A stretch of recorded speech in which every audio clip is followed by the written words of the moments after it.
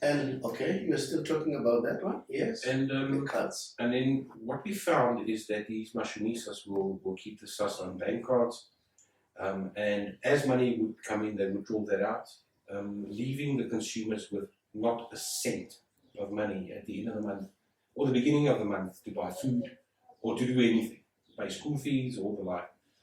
And that would then just cause the consumers to take another loan at ridiculous interest rates, 200%, 300%. And they would never come out of that debt spiral, ever. So, as you know, that would have financial implications, health implications, relationship implications in your marriage with your kids and the rest. Stress. So, it's not good. It was not good for. Okay. Now, you mentioned something very important, trust. I had a case here, although positive.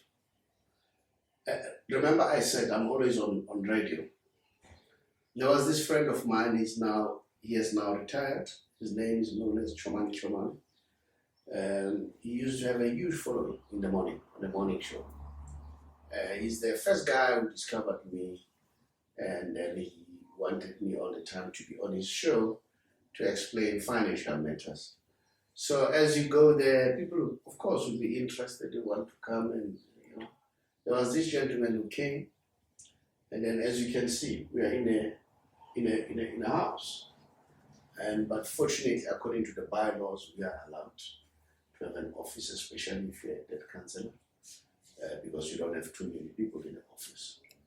So there is a section that serves as an office. So this gentleman came in. Then as he entered, I could see in his face, because I've done psychology at school, so sometimes I read more of nonverbal language more than what the person says. I could see right from the beginning that this guy, he's not sure he's at the right place. Then I said, even before he talks, after we greeted each other, I said, it looks as if you have doubts. He said, of course, I have doubts. I said, why? He said, no, man, I thought it's a building, tall building. And when you're talking there on radio, only to find it's a house. And then, when you work in the suburb, they call it kitchen. In the kitchen, Then we started calling each other my kitchen. I said, okay, fine. Yeah, this is where we are. We are in the kitchen, as you say. Now, I asked him the question. I said, look, let's start here. I'll never attend you unless I know that you really want to be attended by me. He said, no, let me sit down first before.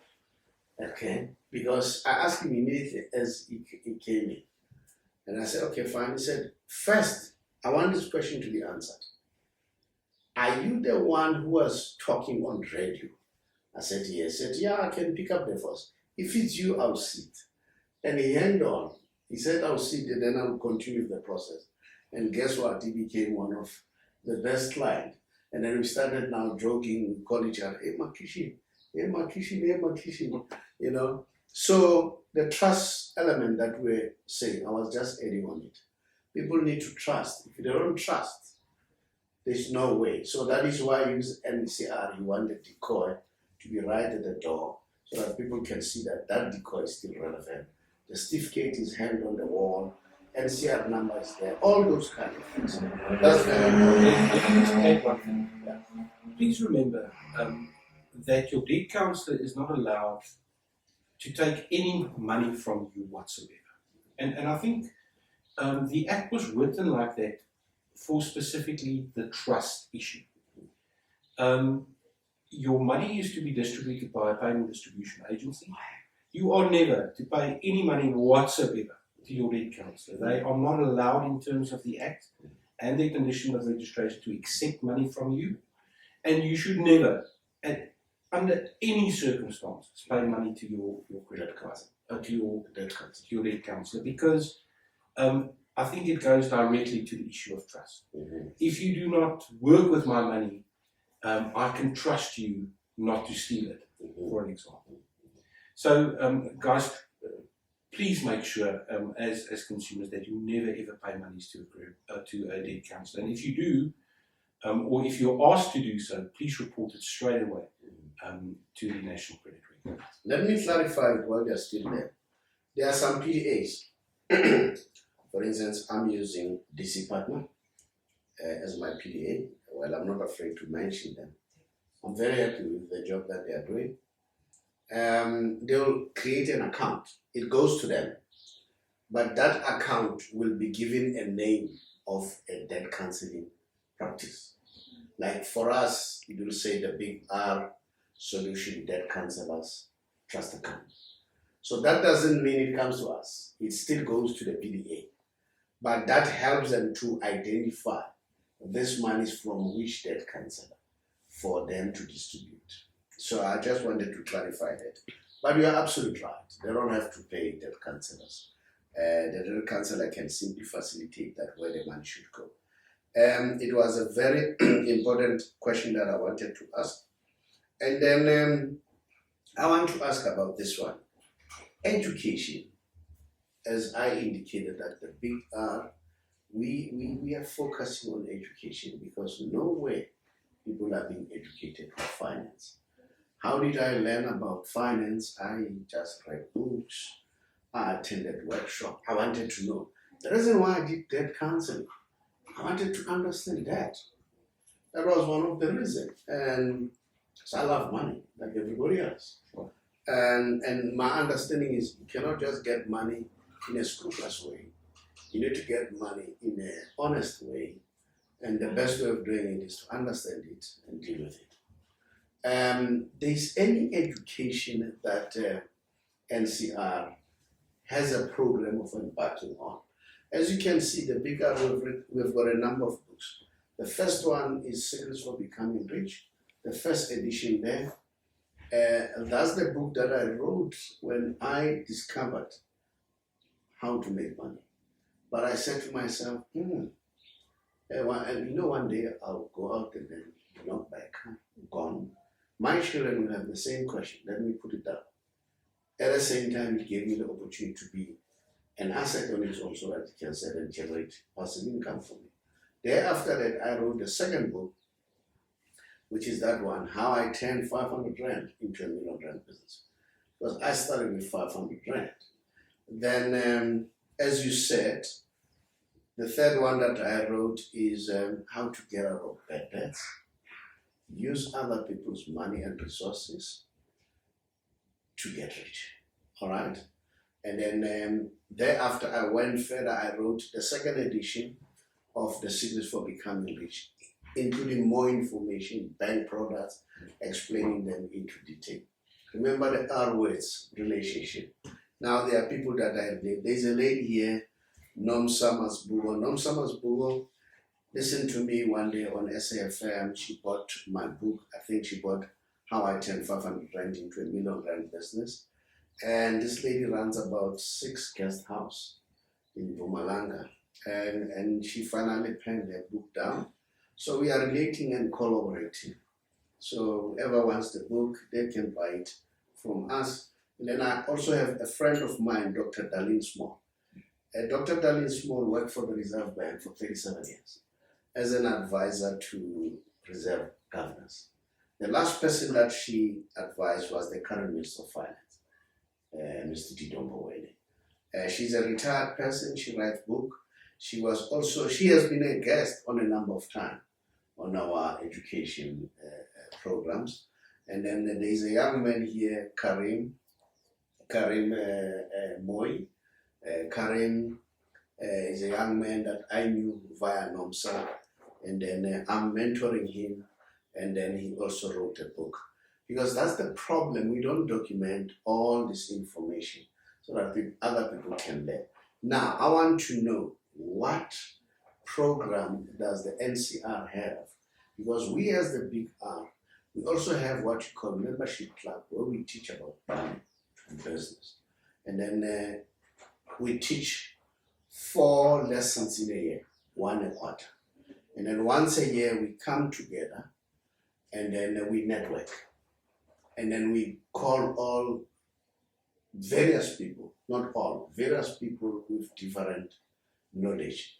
The last one we had, Dr. Darlene Small was there to come and share a knowledge about the money from the Reserve Bank perspective.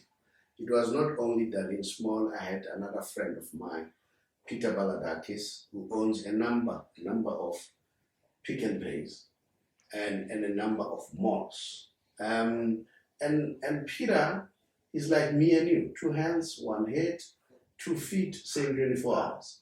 So learning from them is important. I'm still trying to arrange to have Peter one day as my guest at some point. So I'm just giving you an example.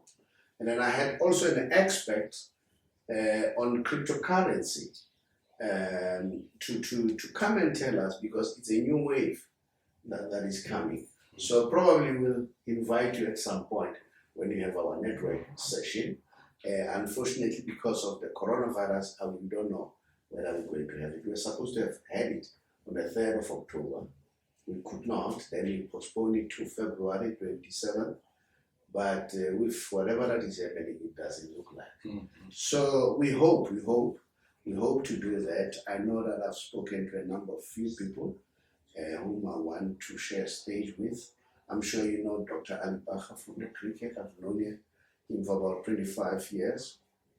What inspired me about him, you know, when I saw him on TV, I was still very young, talking about cricket. I knew nothing about cricket. I hated it, let me put it that way. I hated it. But as I grew up, I saw kids playing cricket.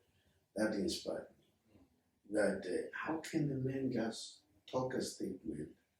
And then you see this thing. Remember in the township, we're not playing cricket, we're not playing rugby, except in the Eastern Cape and Cape. We're playing soccer. Then I said, no. Then, you know, there's something right that he has done. Then we become close, very, very close. And then, so probably we'll invite you guys and hear what we can learn, because NCR is very important. I think just for the debt counselling registrants out there, please go on our website, ncr.org.za, and go and look under publications. It's a Dropbox that you'll get, and at the bottom it says webinars. What the debt counselling department does is it looks at trending issues, DHS transfers, advertising practices, the task team agreement. There's a whole bunch of them.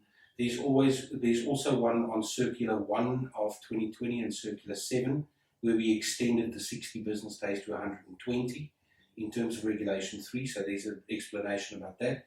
Please go on our website. Every now and again we do these webinars to help you as the debt counsellor to understand issues better, and it's put there for you specifically. And we have contact numbers on there.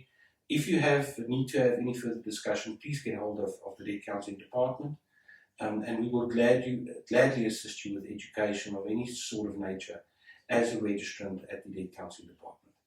All right, the last one. This credit bill, the new bill, the National Credit Amendment bill, just explain what is it all about? Where is it as we speak now? Is it still being a discussion document? Yeah, just tell the viewers out there, consumers and debt counsellors. Remember that the counsellors, the majority of them say, now we are taking our bread out of our pocket, or the bread out of our mouth. So if you can tell us about that. We can have a whole day discussion on that. But the highlight of it, and I think that everybody is interested in, is the debt intervention. That is where a consumer has a 50,000 Rand or less debt and earn no more than 7,500 Rand for the household. Now, I've heard talk that debt counsellors say that this will take money out of their mouths, and I disagree. If you look at the affordability and the affordability guidelines for a household that earns less than 7,500 Rand a month, there is literally 800 Rand or so available for repayment of debt within that repayments. And those are really low affordability consumers that would, in the normal course of business, not be taken up by debt counselling. If you run a DCRS proposal, it will not solve probably. So these were consumers that probably cannot be helped with by debt counselling. What debt intervention would mean is that such consumers that qualify would then apply to the NCR. The credit regulator will then run debt intervention process with the consumer, whereby more or less the same as done with debt counselling. There's a request for information from the credit providers, there's an investigation into reckless lending, and there is a straight referral to the consumer tribunal that's got certain powers to extend payment or re-extend payment where it's not possible, and certain rules surrounding that. So debt counsellors, I really do not believe that it will take food out of your mouth. Really don't believe that the volumes is as big as everybody thinks that it is when we looked at it. So please don't be afraid of the process. The President has signed it. It's just not assented because the regulations needs to be completed. You know, the Act tells you what you can do, the regulations tell you how to do it. The how to do it is not done. So the moment that the regulations are written on how debt intervention should be done, how the NCT should be engaged, how the credit provider should be engaged, once that is done, then it will assent into law. I do not have a time frame on it for you, unfortunately. Tim, you're a very intelligent man. You answered one of the questions that I wanted to ask by saying the how has not been done, because I wanted to ask any capacity for NCR. So that answer is already been answered. Yeah. Ladies and gentlemen, I hope you enjoyed. And then I'm going to ask you, subscribe to our channel, make comments, all right, and like. And honestly speaking, you'll learn a lot. Money matters. You need to learn. Money is here. Money is not what you think. Money is here. If you sort out the here, you'll make a breakthrough. Tim, thank you very much. Thank you for the It was invite. nice having you. You too. Thank you very much. Much appreciated. Thank you.